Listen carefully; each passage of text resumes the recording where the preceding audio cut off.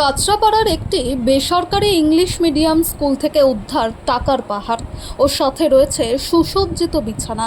এই ঘটনা নিয়ে রীতিমতো চাঞ্চল্য ছড়িয়েছে। ঘটনাস্থলে বিধানসভার বিধায়ক সুদীপ্ত দাস উপস্থিত হয়েছেন এবং সাথে রয়েছে বিশাল পুলিশ বাহিনী।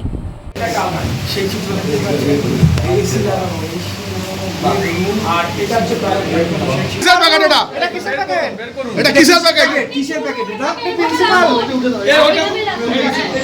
প্যাকেট এটা কিসের প্যাকেট আপনি তো প্রিন্সিপাল কিসের প্যাকেট এটা জানেন না কেন এটা কিসের না বলুন কিসের প্যাকেট আপনি মুখে বলুন কি এটা কি জানেন না আপনি হ্যাঁ সেটা কি সেটা কি ম্যানফোর্সটা কি জিনিসটা কি আপনি সেটা আগে বলুন। আপনার হাতে এটা কি বলে আপনি জানেন না মুখে বলুন কিসের প্যাকেট ওভারটাইম এটা লেখা আছে ম্যানফোর্স ওভারটাইম। হ্যাঁ ওভারটাইম কি জিনিসটা কি জিনিসটা কি এটা জায়গা বড় কর না, এটা কন্ডোমের প্যাকেট। কন্ডোমের হ্যাঁ কিন্তু এটা তো একটা শিক্ষা প্রতিষ্ঠান, তাহলে সেই শিক্ষা প্রতিষ্ঠানে একটা এরকম সুসজ্জিত বিছানা প্লাস সেখানে আলমারির ভিতরে কি হতো এখানে? একটা এরকম এখানে কি হতো কন্ডোমের প্যাকেট কেন কি কারণে শিক্ষা প্রতিষ্ঠানে আপনি তো প্রিন্সিপাল কারা আসতো আপনি তো স্কুলের প্রিন্সিপাল আপনি জানেন না এই রুমে কারা আসতো তাহলে এখানে কারা আসতো?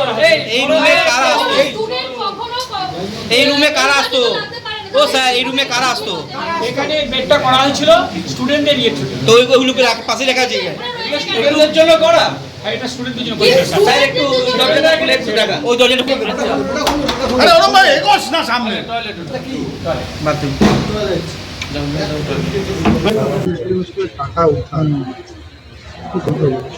টাকা উদ্ধার মানে আপনাকে বলছি ওই পার্থ চ্যাটার্জির ঘর থেকে যেরকম টাকা পাওয়া গেছিল সেরকম টাকা, এরকম ক্যাশ টাকা স্কুলের মধ্যে আছে। মানে আমরা তো একদম স্কুলে বেনিয়মের পর বেনিয়মের অভিযোগ, তারপরে আজকে এই ঘটনা ধরা পড়েছে।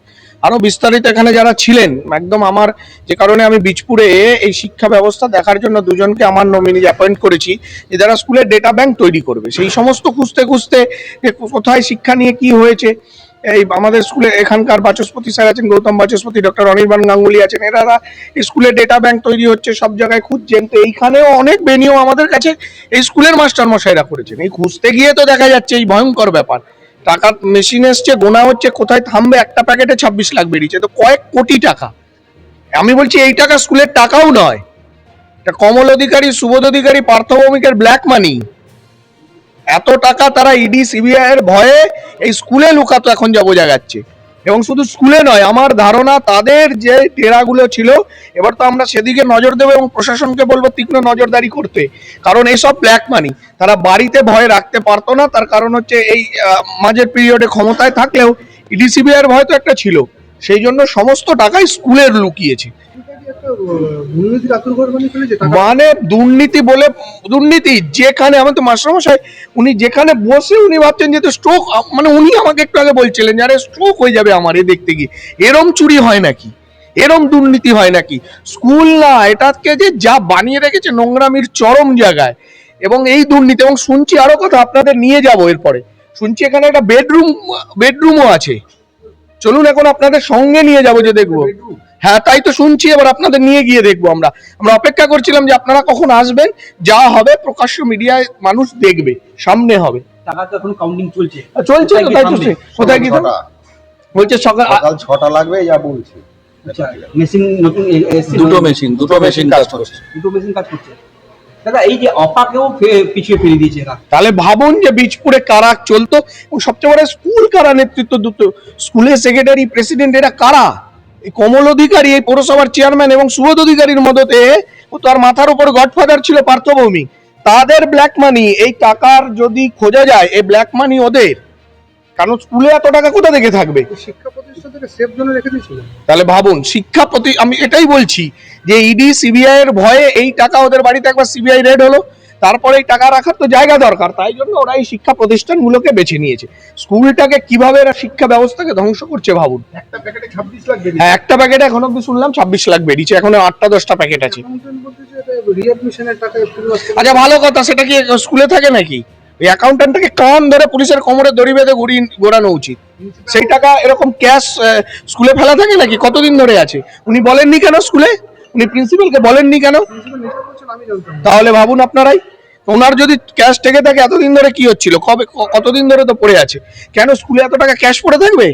এ টাকা ব্ল্যাক মানি, এবং এদের মদতে এদের ব্ল্যাক মানি, এবং সেটা এই স্কুলের এই কর্তৃপক্ষ এরা সেটাকে মানে সুরক্ষিতভাবে রাখার ব্যবস্থা করেছিল। পার্থভূমি কি মানে গৌতমকে দিয়ে খেলাতো নাকি?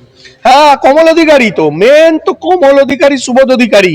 অধিকারী স্কুলে কে ছিল? কমল অধিকারী এই স্কুলের প্রেসিডেন্ট প্রেসিডেন্ট ছিল। একদম। কোথায় এনারা কোথায়? কোথায় তো আমরাও তো খুঁজতে পারছি না, আপনারা খুঁজুন, পুলিশকে বলবো খুঁজতে পার। পাওয়া যাচ্ছে না 4 তারিখের পর থেকে প্রিন্সিপাল জানান। তাহলে কিছু নেই, কোথাও নেই, টাকা আছে, টাকা ঠিক আছে। জেলে ঢোকাবেন? আইনত যা হয়, আমি জেলে ঢোকানোর কি, কিন্তু আইনত যা হয় পুলিশ তা ব্যবস্থা নেবে।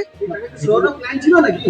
এই টাকা ব্ল্যাক মানি একদম, এটা জেনে রাখুন। যেরকম ভাবে সুরেন্দ্রনাথ কলেজে টাকা রেখে ভুলে গেছে, অডেল টাকা তো, আর এখানে টাকা তো এরা সব জায়গায় ছড়িয়ে রেখেছে। এই টাকা বার করতে পারিনি, হয়তো আমাদের নজরদারি আর একটু ঘাটতি হলে, আর কদিন দেরি হলে এটা সরাতো আস্তে আস্তে, সে সুযোগটা পাইনি।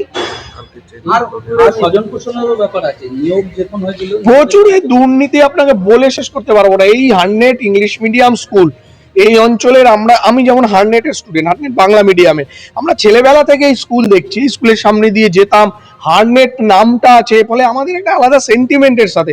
বহু পুরনো স্কুল, এই অঞ্চলের মধ্যবিত্ত বাঙালিরা একটা ইংলিশ তাদের বাজেটের মধ্যে এই স্কুলটাতে পড়ে, সেই স্কুলটাকে এরকম নোংরামির জায়গা মানে করে ফেলেছে এরা, মানে কোনো জায়গায় এরা ছাড়বে না। বেডরুম হয়েছিল?